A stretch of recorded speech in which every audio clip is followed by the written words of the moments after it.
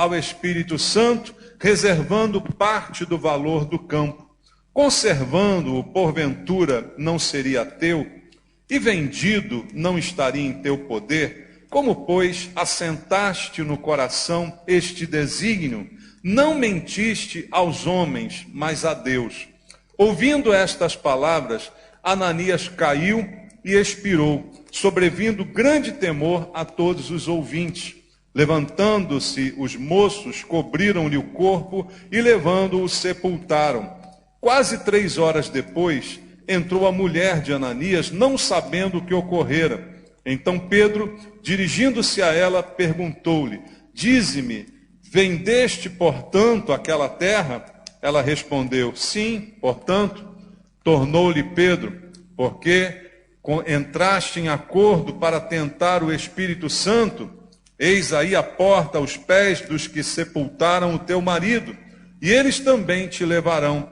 No mesmo instante, caiu ela aos pés de Pedro e expirou. Entretanto, os moços acharam-na morta, levando-a, a sepultaram junto do marido. E sobreveio grande temor a toda a igreja e a todos quanto ouviram a notícia destes acontecimentos. Amém. Pai, mais uma vez estamos diante da Tua palavra que tem poder de nos ensinar, de transformar a nossa vida, alimento espiritual verdadeiro que nos fortalece, palavra da verdade que traz libertação. É essa palavra que nós precisamos ouvir esta manhã, e por isso te pedimos que o Senhor fale conosco. Fale, a Deus, porque nosso interesse não está em doutrinas humanas, nem em filosofias, mas na palavra que procede da tua boca, que esta fale ao nosso coração. Para isso eu entrego a minha vida ao Senhor, eu peço a tua misericórdia, a tua graça, eu peço a unção do teu Espírito, para que eu possa ministrar de acordo com a tua vontade, a tua palavra, e todos nós sejamos aqui abençoados esta manhã. É o que eu te peço, em nome de Jesus. Amém. Graças a Deus. Queridos, esse é um episódio muito impactante. No início da igreja de Jesus, nós estamos no livro de Atos, no capítulo 5, a igreja recém-formada, não é? Depois do dia de Pentecostes, houve um acréscimo ali de 3.000 pessoas na igreja, e nesse início da igreja acontece um fato como esse, chocante, não é? A princípio, um casal, 2 pessoas morrem na igreja, não é? E isso é alguma coisa assustadora. Mas eu creio que em tudo Deus quer nos ensinar alguma coisa. E isso não aconteceu por acaso e ficou registrado para que nós possamos aprender alguma lição com essa história. Eu acredito que a igreja, ela é o corpo de Cristo. Não é isso que a própria Bíblia diz? Nós somos o corpo porque Cristo é o cabeça. Ele é o cabeça do corpo da igreja, nós somos o corpo de Cristo, e a Bíblia diz que Cristo cuida da sua igreja. Ele mesmo, antes da igreja existir, ele afirmou que as portas do inferno não prevalecerão contra a minha igreja. Já era uma afirmação de Jesus, dizendo que ele protegeria, guardaria a sua igreja, e ela não seria tragada pelas portas do inferno. Então Deus cuida dela. E a igreja, desse contexto que nós lemos aqui, ela estava vivendo um período de crescimento. Como eu disse, foram 3.000 pessoas num dia, e depois a Bíblia diz que dia a dia o Espírito Santo acrescentava os que iam sendo salvos. Está aqui no capítulo 2 de Atos. Então, há um crescimento contínuo dessa igreja. Todo dia era gente nova, todo dia a igreja aumentava, a palavra era ministrada, as pessoas eram tocadas, entregavam-se a Cristo, e a igreja tinha um crescimento diário. Mas sempre que a igreja cresce, sempre que o poder de Deus se manifesta, o inimigo de Deus também se levanta para atrapalhar a festa, queridos. Então, era de se esperar que Satanás, não satisfeito com o crescimento da igreja, porque, queridos, sabe o que significa o crescimento da igreja? Eu falo do crescimento genuíno. Eu não falo do crescimento numérico, porque muitas vezes a igreja incha ao invés de crescer. Inchaço é sinônimo de doença. Quando você vê um inchaço numa parte do seu corpo, você fica tranquilo? Não, você vai procurar saber o que é que está acontecendo. Então, inchar não é crescer. Mas quando há um crescimento saudável na igreja, certamente o inimigo vai se levantar contra ela. Porque crescimento da igreja significa gente no céu. Significa gente salva, a gente sai da morte para a vida. Então, quando Deus acrescenta à igreja dia a dia pessoas, isso quer dizer que Deus está povoando o céu. E quanto mais o céu está povoado, mais o inferno é esvaziado. E Satanás não quer se sentir sozinho.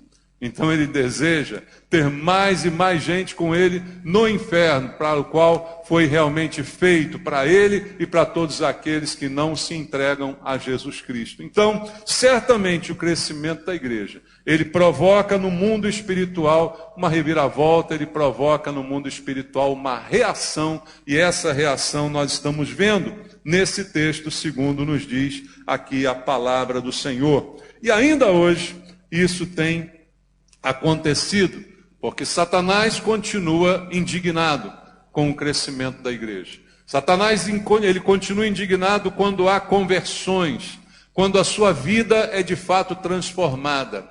Você não perturba Satanás quando você entra para a igreja. Você perturba Satanás quando você se rende a Jesus Cristo. Porque a igreja é um lugar aberto e qualquer um pode entrar, mas rendido a Cristo aí são poucos, queridos. Realmente entregues ao Senhor, que o confessam realmente o seu senhorio, isso não quer dizer que entrar para a igreja automaticamente isso acontece.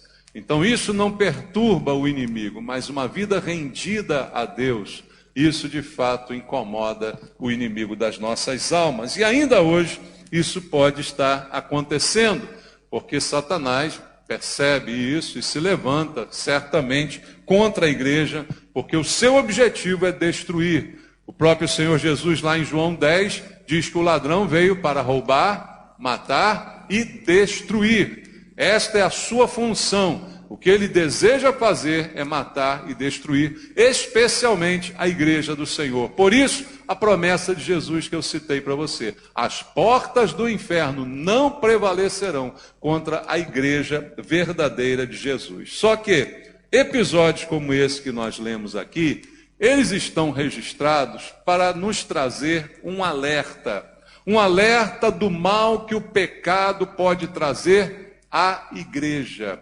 Toda a igreja ela é impactada pelo pecado, mesmo que esse pecado seja de alguns dos seus membros. Isto afeta a igreja de uma forma geral. E está registrado para que a gente aprenda a lição, para que isto nos sirva de alerta, de sinal de cuidado para cada um de nós. Porque se o pecado não for combatido, ele vai prejudicar a vida de quem peca e a vida também da própria igreja. Esta é uma lição que nós tiraremos desse texto esta manhã. Esse texto vai nos ajudar a identificar e a combater o mal antes que ele se estabeleça e as coisas então fiquem piores. Veja, uma coisa que eu queria comentar contigo antes de entrar no próprio versículo 1 do capítulo 5. Eu queria ler com você capítulo 4, isso não vai ser projetado, a partir do versículo 32. Diz assim: da multidão dos que creram, era um o coração e a alma. Ninguém considerava exclusivamente sua nenhuma das coisas que possuía, tudo, porém, lhes era comum. Com grande poder, os apóstolos davam testemunho da ressurreição do Senhor Jesus, e em todos eles havia abundante graça. Pois nenhum necessitado havia entre eles, porquanto os que possuíam terras ou casas, vendendo-as, traziam os valores correspondentes e depositavam aos pés dos apóstolos. Então, se distribuía a qualquer um à medida que alguém tinha necessidade.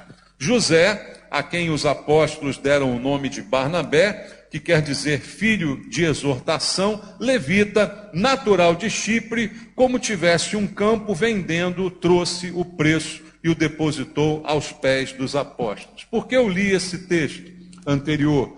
É que a gente entenda o contexto em que esse episódio aconteceu com um casal Ananias e Safira. A igreja recém-formada foi formada por um monte de gente que foi para Jerusalém no dia de Pentecostes e depois não quiseram voltar às suas cidades de origem, porque impactados com a palavra, você lembra lá em Atos 2, ouviram a pregação de Pedro, depois disseram: que faremos, irmãos? Porque ouvimos algo que mudou a nossa vida, o que a gente faz agora? Aí Pedro disse o quê? Arrependei-vos e sejam batizados. Então Pedro deu a eles uma posição do que fazer, e depois de batizados, o que eu faço? Volto para minha casa, volto para minha terra. Então a maioria ficou por ali, e a igreja já nasceu com a necessidade de prover sustento para aquelas pessoas, a necessidade de prover trabalho, de prover de alguma forma o sustento, o pão para cada um deles. E espontaneamente, as pessoas da igreja, sem que houvesse uma ordem, sem que houvesse uma obrigação, sem que houvesse uma determinação, elas espontaneamente começaram a vender algumas de suas propriedades e começaram a entregar os valores da venda nas mãos dos apóstolos para que tudo aquilo fosse administrado. Veja, não era dízimo, não era uma oferta corriqueira, mas foi algo voluntário da própria igreja, em que cada um sentiu essa necessidade e fez de livre e espontânea vontade. Venderam parte ou totalmente seus bens, entregaram, o dinheiro foi administrado e então as pessoas tiveram sustento naquela inicial comunidade que formava a igreja do Senhor Jesus. Cita a Bíblia José, chamado Barnabé, que também foi um dos que vendeu o campo, trouxe e entregou aos apóstolos. Ponto. E aí chegamos ao capítulo 5. Veja, nos primeiros 2 versículos o que diz. Entretanto, já começa um entretanto, certo homem chamado Ananias, com sua mulher Safira, vendeu uma propriedade. Até aí tudo bem? Está todo mundo fazendo a mesma coisa. Mas, em acordo com sua mulher, reteve parte do preço e, levando o restante, depositou aos pés dos apóstolos. O que fizeram essas pessoas? Fizeram o que todo mundo estava fazendo espontaneamente. Venderam uma propriedade. Todos traziam o valor da venda, entregavam e participavam daquele suporte coletivo à comunidade. Mas eles combinaram entre si. A Bíblia diz no versículo 2 que eles em acordo, eles tramaram um com o outro uma mentira. Qual foi o pecado de Ananias e Safira? Foi não dar o dinheiro todo? Não, irmãos, isso não é pecado. Isso não estava em conta, porque não houve um mandamento, não houve uma ordem de Deus para que isso fosse feito. Isso foi algo espontâneo, isso foi algo que nasceu no coração das pessoas sob influência do Espírito Santo. O pecado desses dois foi a mentira, irmãos. E quando a gente para pensar nisso, a gente coloca Ananias e Safira no nível da gente. A Bíblia diz para nós não mentirmos. É verdade?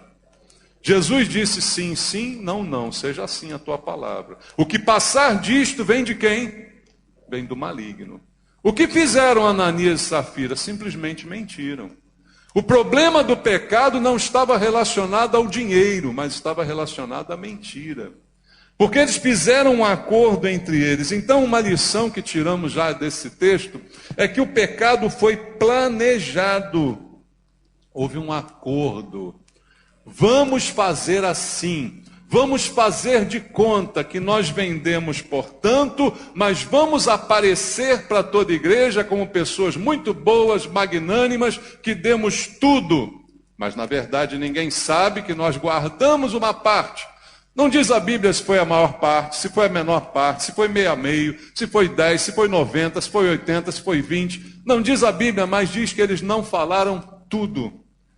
Então eles assumiram a aparência de terem dado tudo, mas na verdade retiveram uma parte. E não importa agora qual foi essa parte, se foi 1%, se foi R$1, ou se foi 1 milhão. Não importa qual a parte. O que importa é a mentira. Porque mentira também não tem tamanho. Você sabia disso? A gente costuma falar de mentirinhas, porque nós temos a mania de usar o diminutivo para suavizar a culpa daquilo que a Bíblia fala que é culpa. E aí a gente fala de pecadinho. Não existe pecadinho ou pecadão, já foi dito muitas vezes aqui, pecado é uma coisa só. O que existe é a consequência de pecados. Há pecados que produzem mais consequências, maiores consequências, há outros pecados que produzem menores consequências. Mas diante de Deus, a quem ele ofendeu, o pecado ofende a Deus. E a ofensa é igual, não há um nível de ofensa. A ofensa do pecado é a mesma. Então esse casal, o primeiro problema deles foi entrar em acordo para planejar um pecado. Amados, a Bíblia diz em Amós 3:3. O que diz lá? Você sabe de cabeça? Andarão dois juntos se não houver entre eles acordo. Sem acordo, a gente não anda junto com ninguém. Sem acordo, a gente pode ficar sozinho. Então, para termos uma companhia, nós temos que ter acordo. O casamento é um grande acordo. Um acordo selado por Deus, abençoado pelo Senhor, e nós temos que fazer parte deste acordo e temos que estar em acordo com o nosso cônjuge. Duas pessoas permanecerão casadas se não estiverem em acordo? Pensa nisso. O marido quer uma coisa, a mulher quer outra. Isso vai dar certo? Nunca. Se não houver um acordo que nos aproxima, que nos dá um norte comum, não andarão dois juntos. Isso é fato. Só que no caso de Ananias e Safira, o acordo não acabou bem. O acordo terminou mal. Lição de Deus para nós. Cuidado com quem você entra em acordo. Cuidado com as pessoas com as quais você faz acordos. Será que esses acordos estão de acordo com a vontade de Deus? Tenha cuidado com os seus acordos, porque eles concordaram em mentir. Mas foi uma mentirinha, não é? Não foi uma mentira total, porque de fato venderam, de fato doaram, fizeram um ato de caridade, abençoaram, entre aspas, a igreja com aquela oferta que fizeram. Então, amados, a gente pode dizer que foi uma meia verdade. Existe meia verdade, irmãos? Não existe meia verdade. A meia verdade é uma mentira completa. Não existe, há certas coisas que não existe metade. Existe uma pessoa meio honesta?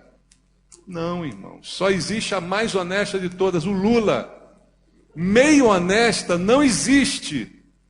Não existe uma pessoa meio honesta. Não existe uma meia mentira. Uma meia mentira. Uma meia verdade. Não existe.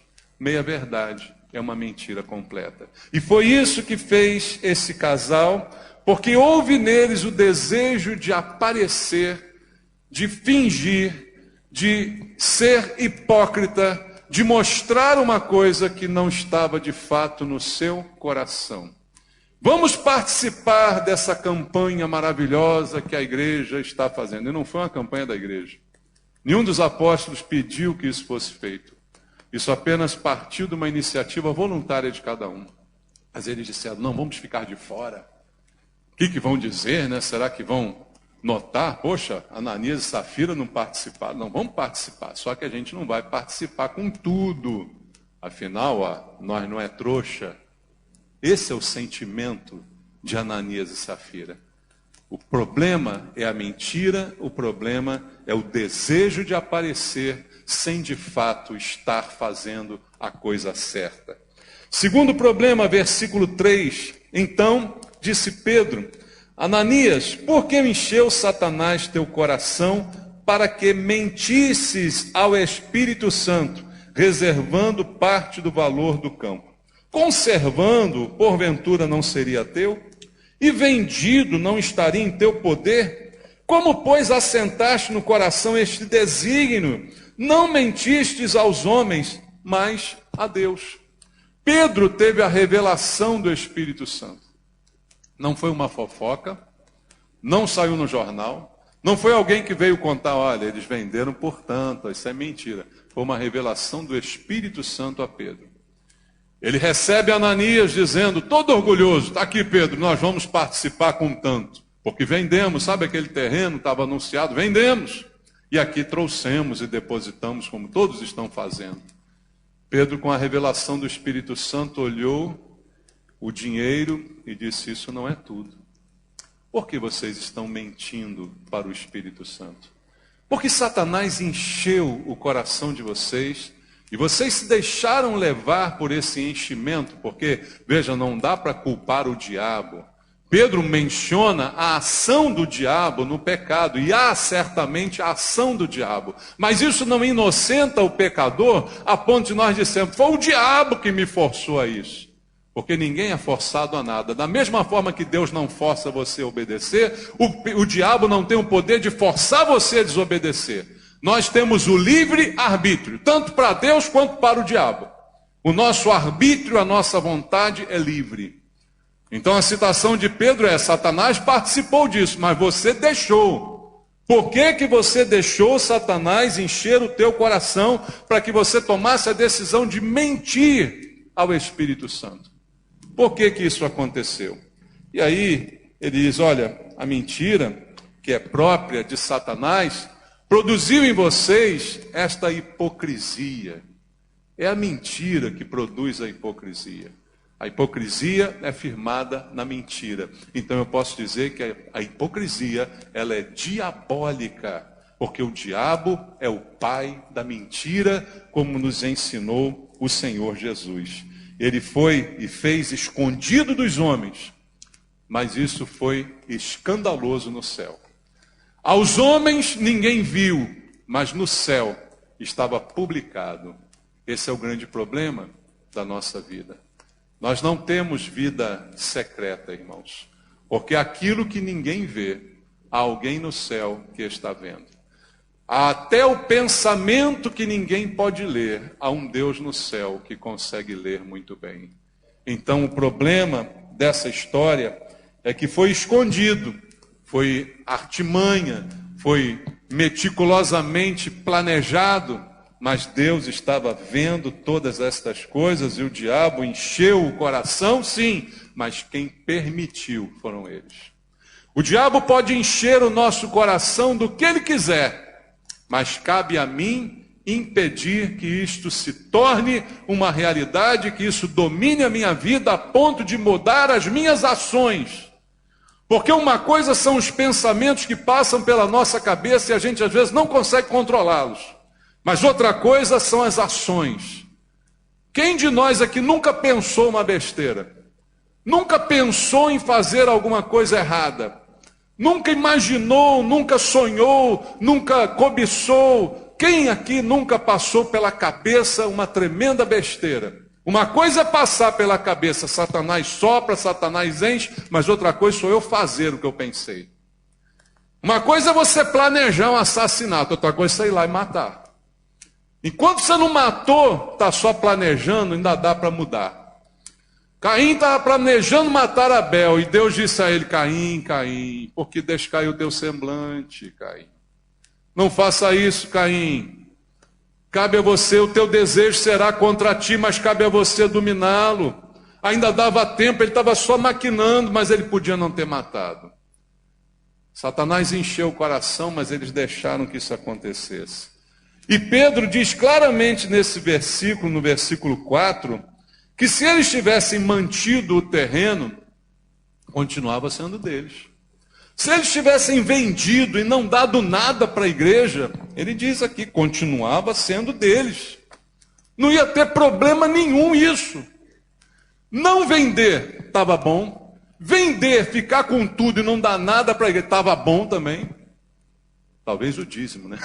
Pelo menos. Se não fosse para comprar outro, né? Pelo menos. Mas não, Pedro diz aqui, olha, está tudo bem. Se você mantivesse, estava bom, continuava sendo teu. Se você vendesse, continuava sendo teu o produto. Mas o problema é que você mentiu. O problema é que você vendeu por tanto e disse que foi por tanto e veio trazer isso como oferta, achando que estava fazendo uma grande coisa para aparecer diante das pessoas. O problema é o engano da mentira. Essa é a questão desse texto. Então, foi insuflado por Satanás, foi planejado pelos dois em casa, e isso veio Satanás e encheu o coração, e eles deram vazão àquilo que estava no coração, e a terceira lição que o texto me traz está no versículo 5.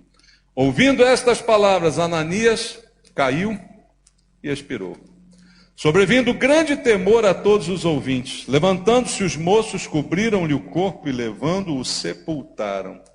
Sabe o que isso me ensina, irmãos? Que pecado traz consequência. Nesse caso aqui, houve uma consequência imediata, que foi a morte. A morte foi uma consequência imediata. O que a Bíblia diz sobre o pecado? Diz que o salário do pecado é a morte.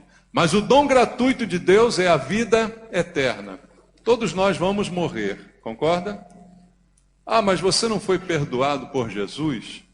Você não se transformou numa nova criatura? Sim, mas o meu corpo vai morrer. Só que Jesus disse que aquele que crê nele, ainda que morra, viverá. Todos vamos morrer, mas temos a garantia da vida eterna após a morte em Jesus Cristo. O salário do pecado continua sendo a morte. E independente do pecado, como eu disse, não há níveis de gravidade. O salário do pecado é a morte. Naquele específico caso, Ananias morreu naquela hora. Por quê? O propósito de Deus em acontecer daquele jeito, ensinar a igreja, corrigir a igreja no seu início, na sua formação. Alguém diz, mas hoje eu continuo mentindo e ainda não fui fulminado. Espera, tua hora vai chegar. Tua hora vai chegar. A impunidade vai acabar. E aí vem aquela discussão, será que eles eram salvos? Não eram. E essa morte significa que foram para o inferno? Não foram. Irmão, se eles eram salvos, eles foram para o céu. Mas morreram, sim, todo salvo morre e vai para o céu. Pecados trazem consequências. Pecados não perdoados trazem consequências. Esse é o chave, é isso que eu preciso entender aqui e agora.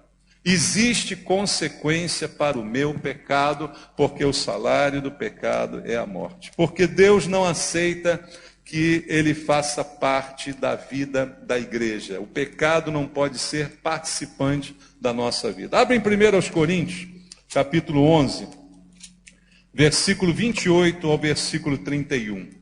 1 Coríntios 11, 28 a 31. Olha o que Paulo fala na hora da ceia do Senhor. Ele diz, examine-se, pois, o homem a si mesmo, e assim coma do pão e beba do cálice. Já ouviu esse texto aqui? Quantas vezes? Né?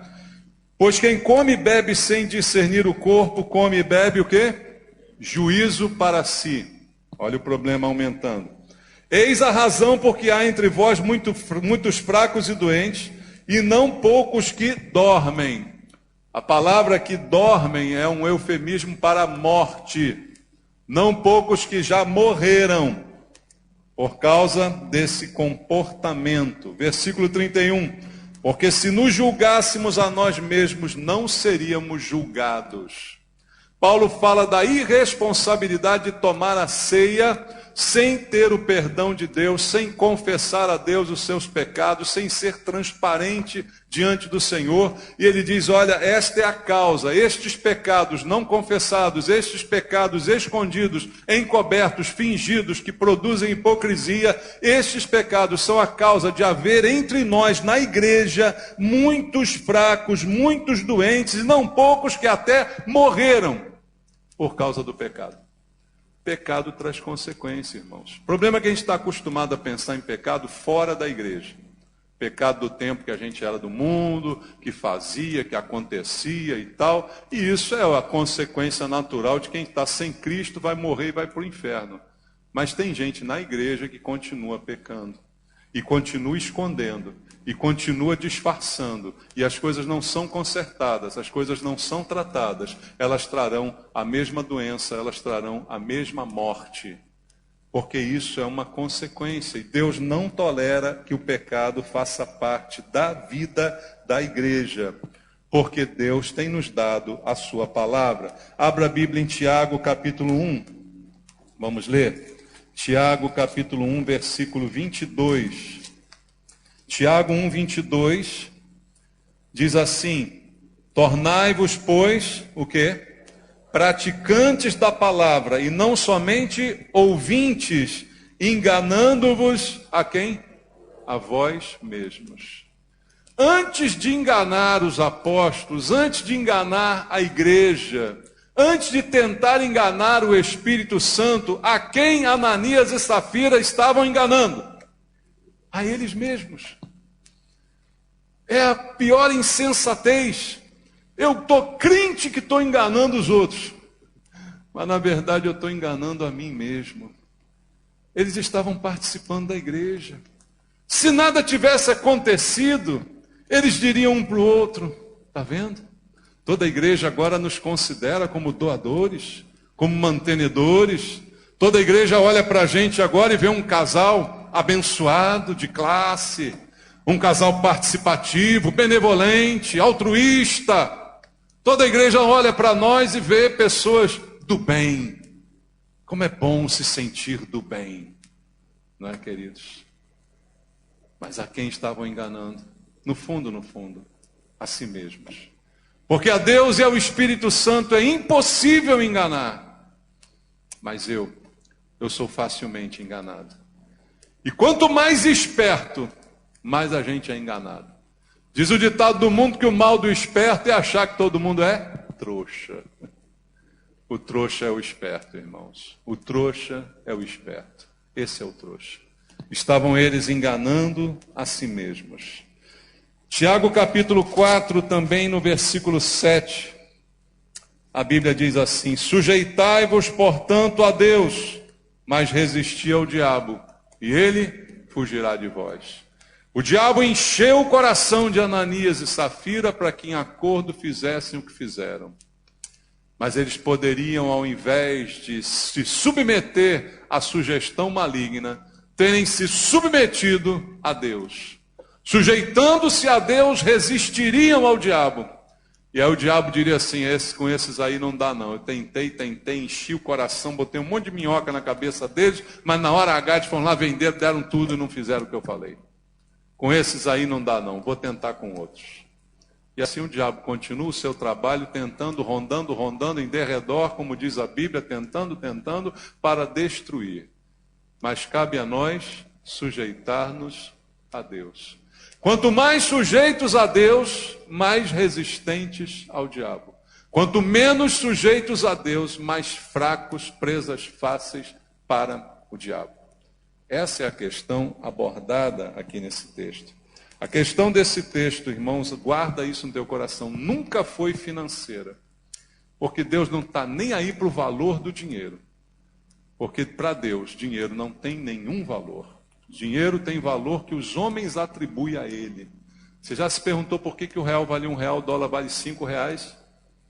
Porque alguém deu esse valor. Para Deus, o que vale mais? $1, R$1? Oferta em dólar é mais valiosa para Deus do que em real? Para Deus isso é tudo a mesma coisa. Não significa absolutamente nada. O que está em jogo é o coração de quem traz a oferta. Como disse Jesus, se você vier trazer a tua oferta e lembrar que há alguém que tem alguma coisa contra você, não entregue a sua oferta, deixe do lado, vai resolver isso e depois traga. Porque o que Deus está olhando é o coração de quem traz a sua oferta. E ao chegar Ananias com aquele montante de dinheiro na mão, Pedro não viu o dinheiro, mas viu o coração, porque Deus lhe revelou a mentira que estava por trás daquele ato, daquela atitude. Queridos, este é o mal que o pecado traz para a igreja. É planejado, como eu falei a você, é insuflado muitas vezes por Satanás, traz consequências, a morte, seja ela física ou espiritual, é morte, porque o pecado pode não te matar hoje, mas mata você espiritualmente, tira a tua alegria, porque no fundo, você sabe a verdade sobre o que você está fazendo, e você não tem paz com Deus, embora finja para todo mundo que está tudo bem, mas você sabe diante de Deus que não está, e isso não traz paz ao coração. Então há sempre uma morte, seja ela natural, física, ou seja ela espiritual. E isso é uma prova do que o texto está nos dizendo. Mas há outra coisa também nesse texto, volta lá, em Atos, capítulo 5. Vamos ler versículos 7 e 8. Quase 3 horas depois, entrou a mulher de Ananias, não sabendo o que ocorrera. O marido já estava enterrado. Então Pedro, dirigindo-se a ela, perguntou-lhe: dize-me, vendeste, portanto, aquela terra? O que ela respondeu? Sim, portanto. Está combinado com o marido? Estamos acordados? Não vou, né? Não, é isso aí. Mas sabe o que quer dizer isso aí, irmãos? Ananias morreu 3 horas antes. Agora chegou Safira. Por que Pedro faz isso? Diz ela: vem cá, Safira. Foi, portanto, que você vendeu aquele terreno? Porque Deus está dando uma chance, uma oportunidade para que ela não tenha o mesmo destino do seu marido. Porque há uma oportunidade, sempre há uma oportunidade. Pecado não é fatalístico. Ah, eu pequei porque não tinha como evitar. Não existe isso. Há sempre uma chance. O Senhor dá sempre uma oportunidade de arrependimento. Todos têm uma oportunidade, irmãos. Deus não vai condenar ninguém injustamente. Nenhuma alma vai para o inferno sem que tivesse antes uma oportunidade de arrependimento.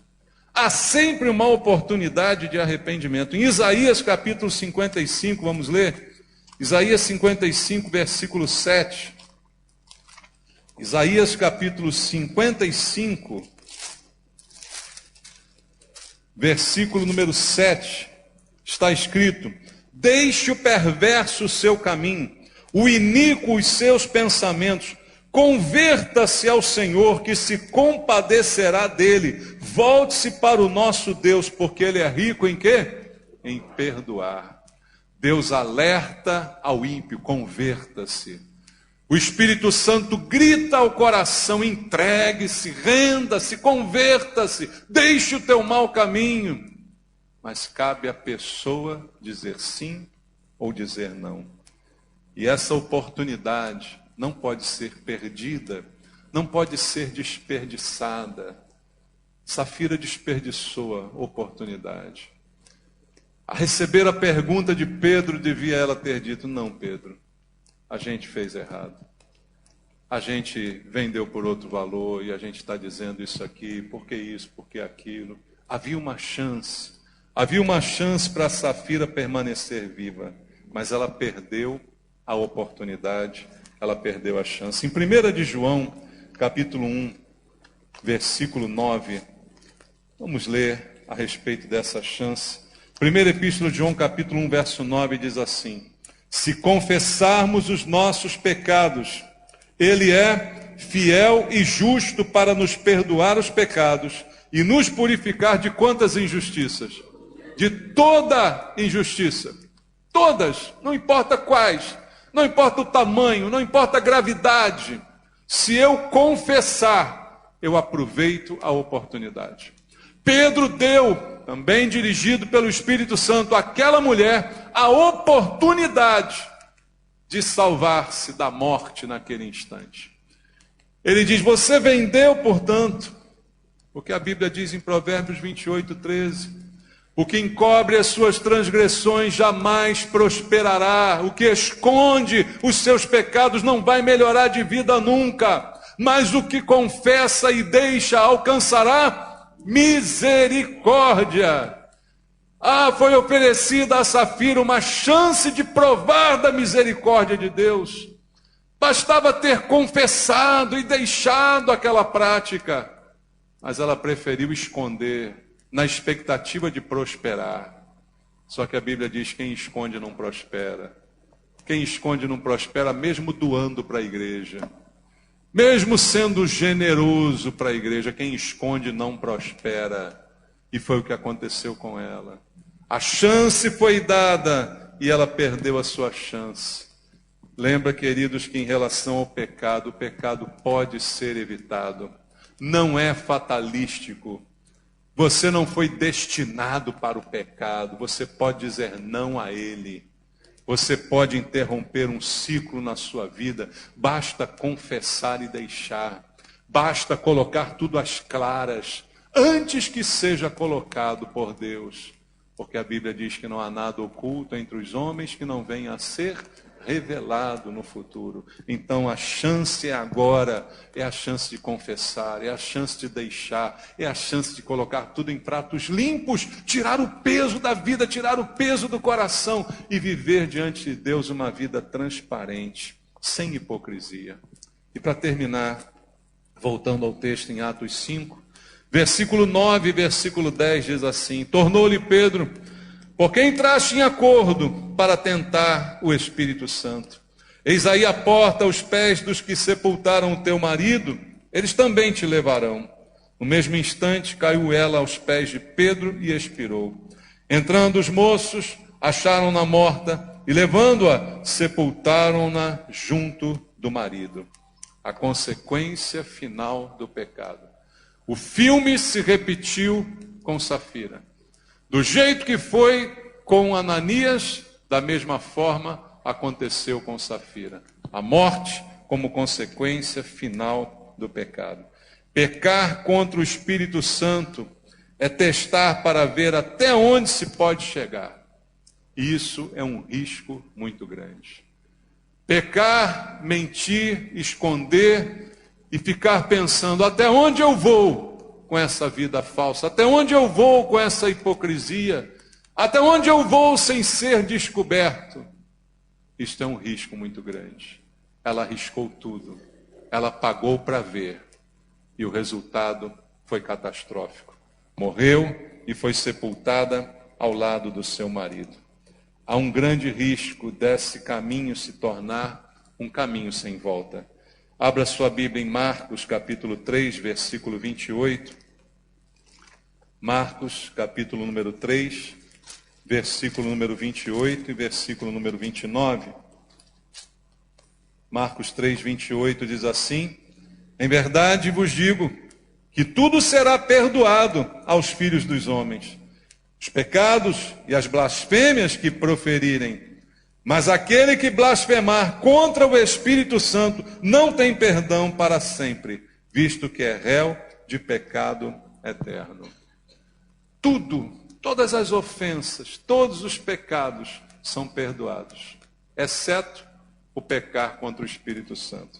E algumas pessoas interpretam muito mal esse versículo. Elas interpretam muito mal. Jesus mesmo disse: olha, ofensas são perdoadas. Algum dia você já xingou o Espírito Santo? Pode ter xingado. Que Espírito Santo coisa nenhuma, que não sei o que, não é negócio de Deus, crente, igreja, pastor, tudo safado, tal. Quantos já falamos isso aqui? Já xingamos o Espírito Santo, já xingamos a obra do Espírito Santo e fomos perdoados, porque toda ofensa é perdoada. O pecado contra o Espírito Santo que não tem perdão é, em última instância, resistir ao seu chamado, resistir à sua voz que me chama, porque eu sou convencido pelo Espírito Santo da salvação. A Bíblia diz: é Ele quem convence o homem do pecado, da justiça e do juízo. É Ele que me convence que o que eu estou fazendo é errado, que é pecado. É Ele que me convence de que há uma justiça de Deus que não falha. E é Ele que me convence que há um juízo que será consequência dessa justiça. E isso é então a ação do Espírito Santo que produz a salvação do homem. Mas quando o homem resiste ao Espírito Santo, aí não há mais perdão, porque não há mais a quem recorrer. Ofensas, blasfêmias, Jesus disse aqui, tudo isso tem perdão. Blasfemar, tem perdão, tudo isso. Mas o pecar contra ele, no sentido de desobedecer, de interromper o alvo que ele tem para a sua vida, quer salvar, porque Deus quer salvar a todos, isso realmente não tem perdão. que a gente reflita sobre essas palavras. Que o conhecimento destes acontecimentos produzam em nós o que produziram na igreja. Eu fico pensando como é que foi a igreja naquele dia. A igreja narrada em Atos dos Apóstolos é uma igreja alegre. Você tem essa impressão? Quando você lê Atos 2:42, e perseveravam na doutrina dos apóstolos, na comunhão, no partir do pão e nas orações. Você percebe uma alegria nessa igreja? Comendo um com o outro, partilhando, abençoando, as pessoas vendendo, trazendo, sustentando. Percebe uma alegria nessa igreja? A igreja está vivendo um momento de alegria. De repente, um banho de água fria. 2 pessoas morrem na igreja. 2 pessoas são fulminadas na igreja. São enterradas perto da igreja. Com aquele clima, né? Aquele climão chato. Aquela coisa. Mas o que isso produziu na igreja? Versículo 5. Voltando lá ao texto em Atos dos Apóstolos, capítulo número 5. Vamos ler o versículo número 5 para nós terminarmos agora. Versículo 5 e versículo 11. Olha o que está escrito. Ouvindo estas palavras, Ananias caiu e expirou. O que aconteceu? Sobrevindo grande temor a todos os ouvintes. E no versículo 11, e sobreveio grande temor a toda a igreja. E a todos quantos ouviram a notícia destes acontecimentos. Qual foi o produto final disso tudo? Temor na igreja. Temor na igreja é bom ou é ruim? O que você acha? É bom. Deus produziu um temor. É preciso que haja em nós temor. Quanto mais temor, e é diferente de medo, é uma relação diferente de medo. Não é por medo que a gente serve a Deus, não é por medo que a gente ama a Deus, não é por medo que a gente faz o que é certo, mas é pelo amor que Ele teve por nós. Então é gerado um temor, e esse temor é positivo, ele é bom para a igreja. E ali houve um grande temor, por 2 vezes, todos temeram, tanto na igreja quanto nos que ouviram a notícia desses acontecimentos. Quem é que ouviu a notícia desse acontecimento? Nós, aqui essa manhã. Ouvimos essa notícia. O que esse texto precisa produzir em mim e em você? Temor. Que a gente tema a Deus. Que Deus não precisa fulminar ninguém aqui na frente da gente para a gente temer o Senhor. Só tomar conhecimento desses acontecimentos já produz em nós um temor. A vontade de Deus já se cumpriu. O projeto do Espírito Santo já se realizou na igreja. Se a gente sair dessa pregação, pelo menos temendo a Deus. Não com medo dele, mas com temor ao Senhor. Que isso então aconteça na vida da igreja. Que esse temor produza na gente santidade, produza na gente sinceridade e tire de nós toda mentira em nome de Jesus. Oremos. Pai, ouvimos a Tua palavra, ouvimos a notícia desses acontecimentos. Nós já sabíamos, Pai, nós já tínhamos lido esse texto tantas vezes, Senhor, mas que o Espírito Santo nos faça lembrar de todas as coisas, Pai.